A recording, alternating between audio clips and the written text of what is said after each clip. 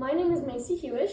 And I'm Ava Albrecht. And our project is how the Brown versus Board of Education High Court case and Ruby Bridges put an end to school segregation forever. The year is 1954, and Dwight D. Eisenhower is the current president of the United States of America. Although it's been almost 100 years since the end of the Civil War, the United States continues to struggle with racial inequalities. This situation has become especially difficult for children, who continue to experience segregation and other forms of racism while at school. While many political leaders believe that such segregation should end, others believe that separating children by the color of their skin provides students with the most opportunity possible. In Topeka, Kansas, this debate is becoming extremely heated as a gentleman by the name of Oliver Brown is currently suing the Board of Education of Topeka for not allowing his African-American daughter to attend a public, all-white elementary school. In the lawsuit, Mr. Brown claims that black schools don't teach as well as white schools, which goes against the Equal Protection Clause of the 14th Amendment of the United States Constitution. The 14th Amendment specifically states that everyone, regardless of race, should receive equal education and protection while at school.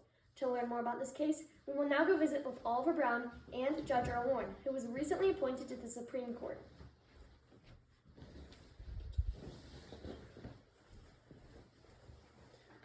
Hi, my name is Oliver Brown, and I am the man that went against the Board of Education of Topeka in the case Brown versus Board of Education. I did this because I know that segregating children by race is not right. In addition, the all-white schools get nicer facilities, smarter and more educated teachers, better school lunches, and cleaner schools. Giving other children anything less because of the color of their skin or for any other reason is not right. That is why I decided to fight for the right for my daughter to attend a public all-white elementary school. Hello, my name is Judge Earl Warren, and I'm one of the judges on the Supreme Court who is currently evaluating the Brown versus Board of Education High Court case. This is an extremely sensitive case with many variables that must be considered. Since 1935, the NAACP, or the National Association for the Advancement of Colored People, has been legally challenging the practice of segregating children while at school. As a result, in addition to the Brown versus Board of Education High Court case, there are a number of other important racial cases currently being discussed and debated about all around the country. If the Supreme Court supports Mr. Oliver Brown and states that his daughter must be allowed to attend an all-white public elementary school, it would set a significant precedence that everyone, regardless of race, is created equal, and that everyone deserves an equal opportunity for education. On the other hand, such a decision will likely lead to looting, demonstrations, and possibly even physical violence against African Americans. As a judge of the United States Supreme Court, it is my duty to protect the rights of all people, regardless of race, background, or gender. Furthermore, it is my belief that the 14th Amendment of the United States Constitution specifically states that all people are guaranteed equal protection of the laws. As a result, after reviewing the case, I am pleased to announce that I will support Mr. Oliver Brown's desire to provide equal education for all. When I won the High Court case with the unanimous 9-0 vote, I was very pleased because I knew that this would change the world forever.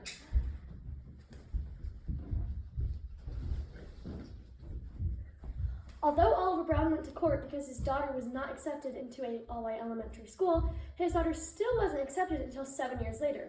However, a few African-American children all over the country were getting academically tested to see how well they do in a white-only school. One of the very first of these children to pass the test and transfer to a white-only school was Ruby Bridges 3 years after the end of the court case in 1960. Hi, my name is Ruby Bridges. I'm 6 years old and I live in New Orleans. Tomorrow I'm going to a new school and I'm very nervous, but also pretty excited. My new teacher's name is Barbara Henry. I'm excited to meet her because I've never seen my teacher before. Yesterday I had a talk with my parents and they told me all about my new school. There are going to be a couple funny rules, like how I can't go outside during recess and I have to walk to school with police officers.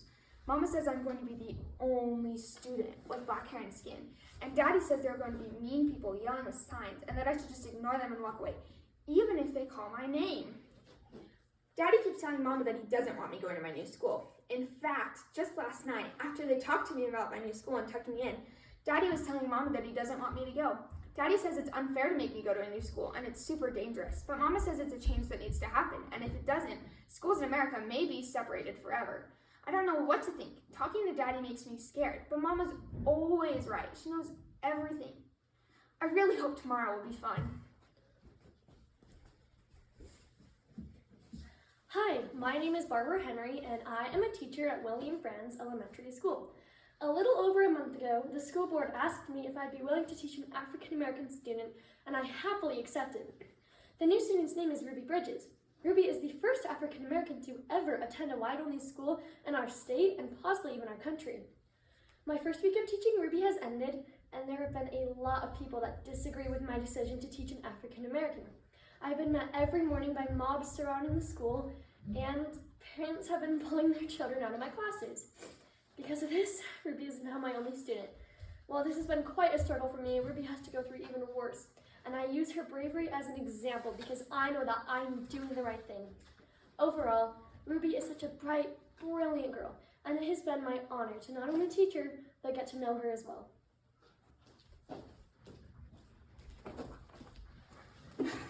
I am the mother of one of the students that used to be in Barbara Henry's classroom.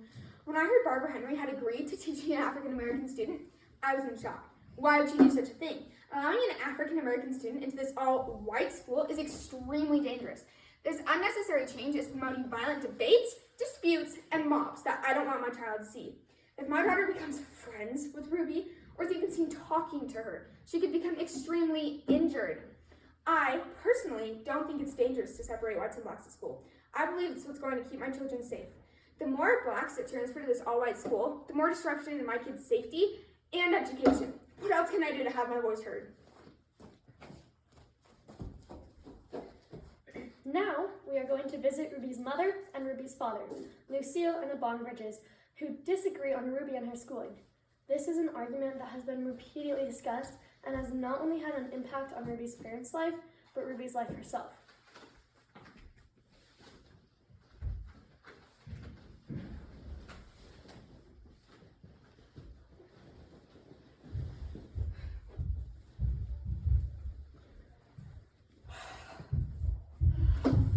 How's it looking for a job today? Nothing.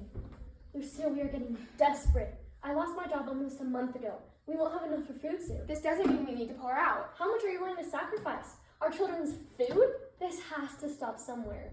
This is a change that needs to happen. How many times are we going to argue about this? As many times as it takes for you to hear my side of the argument. You have to admit that you're not always right. The kids are asleep. The kids are in danger. This isn't the right thing for our family.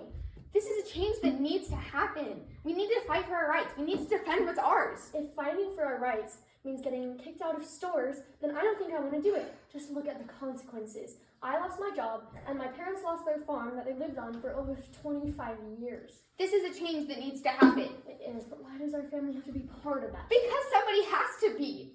This is an opportunity only a few people were given. Think of it as a challenge, a moment never to be forgotten throughout history.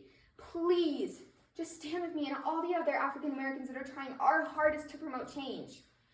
As long as Ruby is happy, which she is, we can keep down this path and create great change. I will continue looking for a job. While I still don't agree with you, as long as Ruby is happy, I'm happy, and I will support her.